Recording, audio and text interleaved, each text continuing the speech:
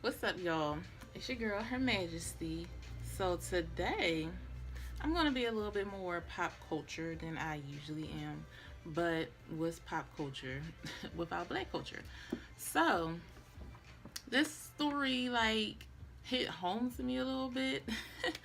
Only because I was part of, well, I want to say I had the same dream.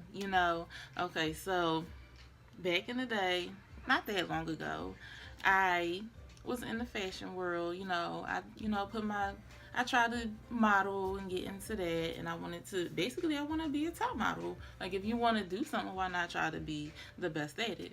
So I want to say I was about 18, 19 years old.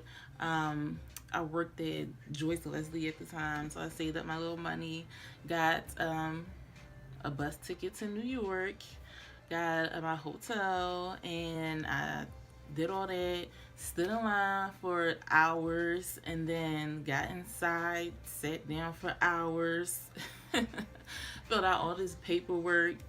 Then to only go upstairs and do the audition, and the audition for that phase anyway it was a pretty big group of girls, very different sizes and everything all together.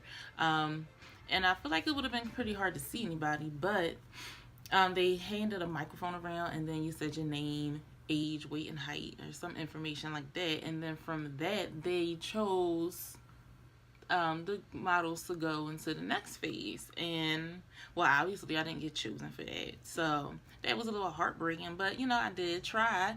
Um, I might. Well, I don't even. Is the show even still on? I don't know. But I will try again. But this was before all the tattoos, of course. So I don't know how that would work. But that brings me to say, um, the girl Winnie Harlow. I think her name is Winnie Harlow. She had an interview and she had said that being on Top Model didn't do anything for her career. And I'm like, what? How is that even possible? Like, you just like me, sweetie. Like, what? You had the same dream. You decided you didn't even do that. I got mad. You didn't even do that. You got discovered personally by Tyra Banks. So that's an accomplishment in itself. And it's like, how could you even say that that did nothing for your career? Like, that's a slap in the face. Like, I would have been insulted if I was Tyra Banks. Like, she personally picked you out on social media. Like, she thought you were special enough to see all that in you and to choose you like that. And then to just say they didn't do anything for you, we wouldn't know who you are if it wasn't for that. You'd just be just like all these other girls out here trying to get to the dream on Instagram, posting their pictures and hoping something happens from it. You be the same way, but you got a break. Tyra gave you a break, and to say something like that is disrespectful. Like, yes, you can credit yourself to all the hard work you put in after the fact because of the doors that were open because of that. I mean, that's what you want to say. Say that, but don't just discredit Tyra Banks and her show like that. That was ridiculous. You may have made it higher than most contestants have after the show, but that's a credit to your hard work. But that's also a credit to the doors that was open and the people you got to meet and the people that started to look at you in a different way because of the influence being on that show had on you. That's crazy. I'm like, what? All these people out here just hoping for something like that to happen, and it happens, and then you just be act like that was nothing. Man, that ain't nothing. This photographer saw me, and his portfolio, whatever, is what boosted my career. But he wouldn't have paid you no mind if you didn't have any contact with Tyra Banks. He was. I doubt he would have been just scrolling on Instagram and just saw you and would have been like, "Oh, I want to use her." I don't know why I use that voice. I just picked it. Whatever. But I doubt that would have been the case. What?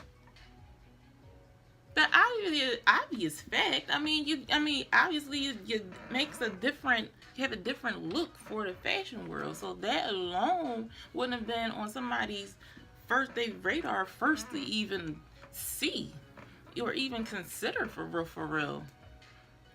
Tyra Banks saw you as a way to open up the outlook on different people, like to create diversity into the fashion world. She saw you as something greater than a model for real.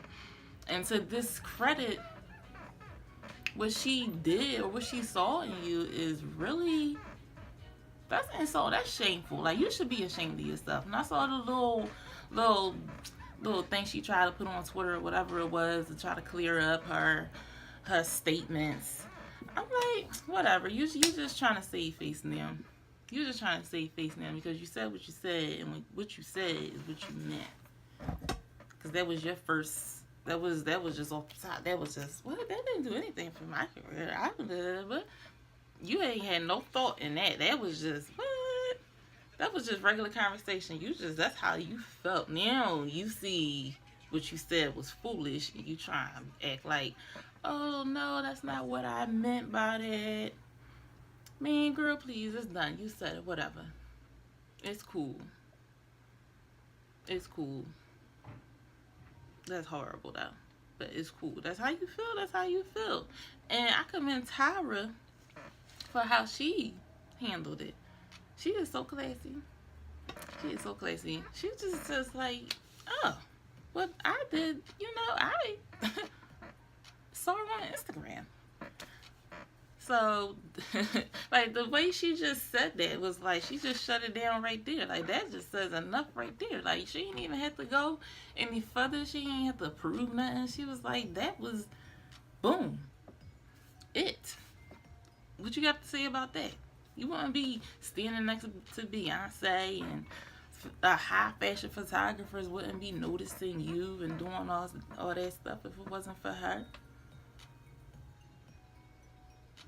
Like, that's don't be ungrateful. And there's some people saying some really mean things now because of it. Like, people were like being nice being nice because, it was like almost like a sympathy thing. Like, oh, look, she's different. She trying to, break through, and everybody's just cheering you on. Go, girl.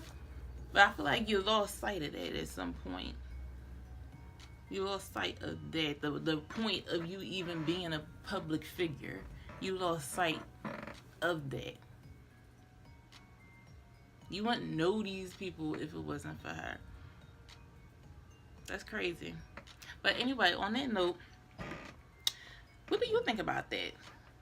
Do you think at some point in your career or whatever it is that you're doing, if you was, given any type of opportunity by anybody that took you from a really different point A to a really different point B to get you to your C and D and E, do you at some point just forget about that moment where you went from basically nothing to something, a really good something, to project more? Would you ever just totally forget about that moment? I feel like when you do, you lost a part of you at some point in this game, and that you need to reevaluate and check yourself, humble yourself for a minute. Because just as quickly as that opportunity was thrown at you and given to you, as soon as you lose sight of that, it can be taken from you. Like, we're all the same. We all given the same life, and we choose to do what we want with it. And what we choose projects opportunities. Okay? So no one person is better than the other. But if we share our skills and talents, we can all be great.